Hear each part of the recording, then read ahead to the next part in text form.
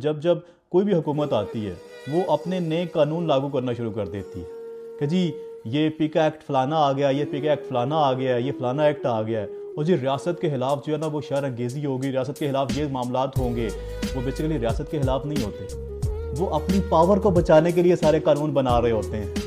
ये जितने भी कानून बना के FIR देते हैं, मुकदमे दर्ज कर देते हैं, बेसिकली वो अपनी पावर्स को बचाने के लिए ये कानून बनाते हैं। रियासत को बचाने के लिए कानून बनाना होता है ना तो करप्शन के खिलाफ बनाया जाता। रियासत को बचाने के लिए कानून बनाए जाते तो दहशतगर्दी के खिलाफ बनाए जाते। पिछले 20 साल से दहशतगर्दी हो रही है, पिछले कई साल से करप्शन हो रही है, 23 नंबर पे आ गए हैं हम करप्शन में, उसके खिलाफ कोई कानून नहीं बन रहा। दहशतगर्दी में हम दूसरे तीसरे नंबर पे आ गए हैं, उसके खिलाफ कोई कानून नहीं बन रहा। हमारे नौजवान कश्तियों में डूबने के ऊपर मजबूर हैं, उसके खिलाफ कोई कानून नहीं बन रहा। बेरोजगारी बढ़ती जा रही है, उसके ऊपर कोई कानून नहीं बन रहा।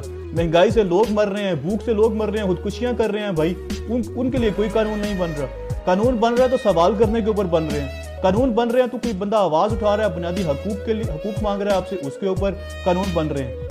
तो ये सिर्फ और सिर्फ कानून बनाए जाते हैं हुक्मरान अपने आप को प्रोटेक्ट करने के लिए, अपनी गवर्नमेंट को, अपनी कुर्सियों को प्रोटेक्ट करने के लिए कि कहीं लोगों में अवेयरनेस ना आ जाए, कि लोग सवाल ना करना शुरू कर दें। इस वजह से ये कानून बनाए जाते हैं। यूरोप के अंदर आप देखें, ये जो मैंने आपको चीज़ें बताई हैं, अगर इसी वेबसाइट को देखा जाए तो टॉप पे देखें कौन से मुल्क आ रहे हैं। अब ये सारे मुल्क जो टॉप के अंदर आ रहे हैं, वहाँ पे ये टॉप पे है ना, इसके बावजूद भी लोग प्रोटेस्ट करते हैं, इसके बावजूद भी लोग अपने हकूक के लिए आवाज़ उठाते हैं, इसके बावजूद भी छोटी छोटी चीज़ होती है लोग बोलते हैं।